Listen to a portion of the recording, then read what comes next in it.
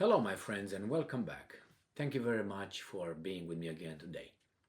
I can't remember who said it, but it doesn't matter because it's valid. Skepticism is the mummy of knowledge. So, the mother of knowledge. That is, if you just believe everything weasels are telling you, you will not know shit. So, being skeptical makes you look into it deeper, look at the situation from more angles, and so on. So, skepticism. Now, a healthy skepticism, I'm not talking about a nihilistic skepticism. No, it's not so. That's it. No, no, no, no, no, no, no, no. You have to look, you have to provide counter arguments, or at least look into it. That's the whole purpose. The goal is to look. And we're told we're free people, aren't we? So, as free people, we should be allowed or not allowed, should not be questioned if we, let's say, are skeptical about certain kind of information or any information we are provided. We have the right as a free people to not be afraid, to be skeptical of whatever he or she or it or bit or kit tells us. No? And if with no worries that there will be negative consequences that will reflect on your life.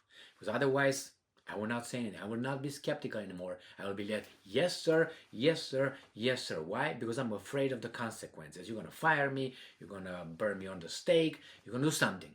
So that's why skepticism and the right that you have, I think goes without saying, of questioning things. Well, I don't believe that. Convince me.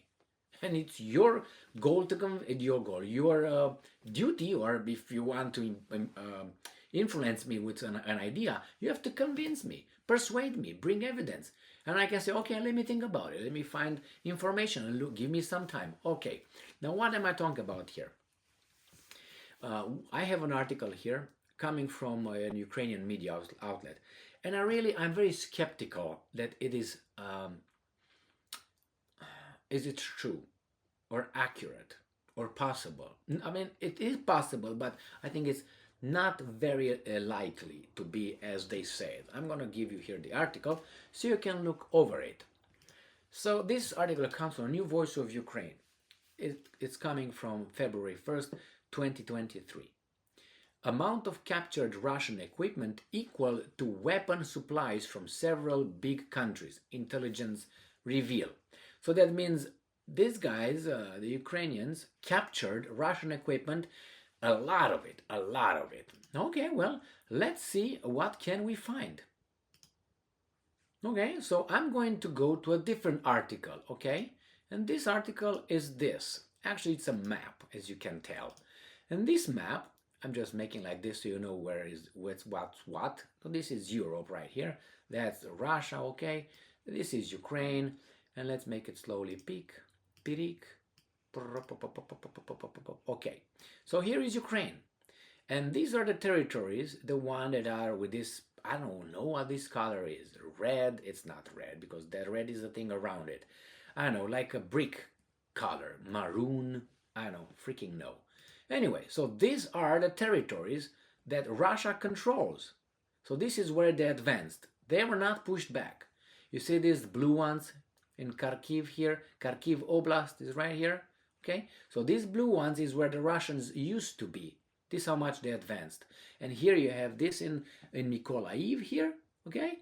In Kherson, actually. In Kherson Oblast here, or whatever that is over here. And that's Mykolaiv because Kherson is down here. So here, right here, this used to be, again, Russian, or whatever the Russian territory that they occupied. So the Ukrainian technically, in reality, took over only the blue areas, not this one. This is our Sea of Azov. This is the Black Sea. Okay.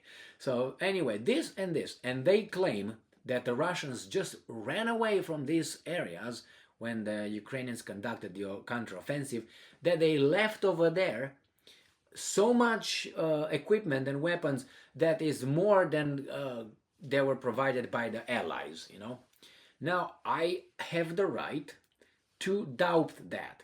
The Ukrainians did not set foot on these areas here where is mostly the Russian military or whatever it is, troops. They did here. Now the Russians said that they, withdrew the equipment. Some was blown up, someone was destroyed, someone was out of service. Correct. But you think that these two areas right here could be this? The amount of captured Russian equipment equal to weapon supplies from several big countries? Now, again, we can be skeptical, but we can't be illogical. So I have this possibility and probability. That's how I function. Is it possible to that title to be true? Yes, it's possible. It is probable. No. Now, again, you go with percentages. Let's say, will she, I don't know, will she come with me at a party? Well, it's possible, but maybe not probable. And how many percentages I give it that she's gonna say yes? I don't know, 10%, based on many cues that she gave me. The way she answered me, the way she looked at me, the way we interacted so far, my knowledge of her, relationship with others or lack of. You make an analysis and you give a percentage. I think she would say yes, 20%. Should I try? Well, it's up to you. But the same here. There's the difference between possibility. It's possible, but it's not probable based on evidence that you have to support or to oppose your statement or whatever the thing is at hand here. So this is the little article that I have to read here. So maybe they give us data that would just smack me over my beak. February 1st, 2023, as I said, the new voice of Ukraine. All right, where's the Z? There's no Z on it. How do I know then it's a Russian tank? I see, intelligence reveals how many trophy Russian vehicles are in the armed forces. So they just painted over, including the Tyrell or whatever, the cannon here. So it doesn't show a Z. Yeah, okay. The first, not good sign. Let's put it this way. I see this as a counter argument to the arguments they're trying to make. I don't see anything. I don't know if this is a Russian tank. Do you? How do you know? I mean, not a Russian tank. From the Russians. I don't even know if this is a real tank. I don't know. Looks like a cardboard right here. But anyway, if you've been around a tank, you kind of can. Anyway, I'm not saying, but I don't. Maybe this is a Romanian tank. How do I know it's not a Ukrainian tank of Soviet origin? Anyway, and I'm quoting: "The help is tangible. I don't go into the specific numbers." That's exactly where I want you to go, my boy. Yusov. Your name is very Ukrainian. Yes.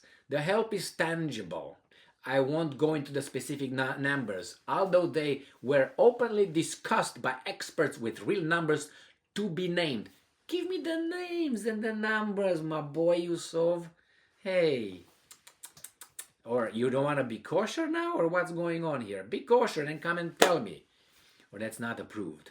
And I'm quoting, but this number is comparable with the aid from several of Ukraine's big partners.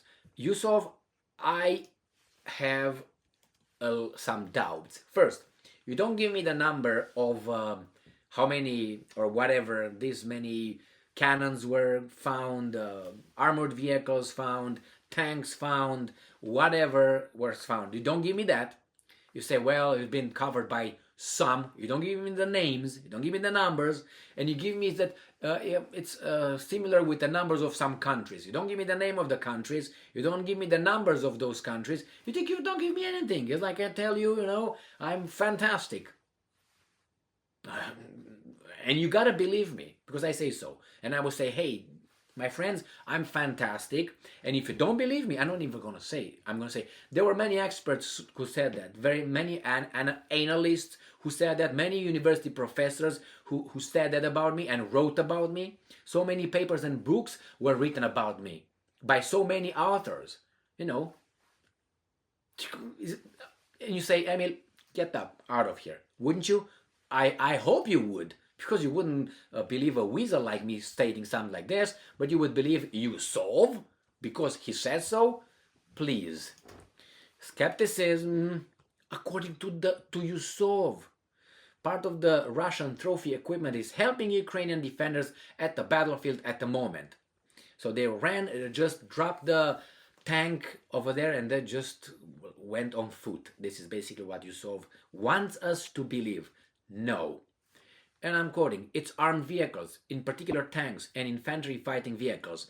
End quote. He said, well, if they're functional and you use them right now, why didn't the Russians drove them to the east? They were afraid you're going to hit them from behind or something because you see them moving? Please. And I'm quoting, there are tanks of all kinds, both modern and modernized. I don't believe you.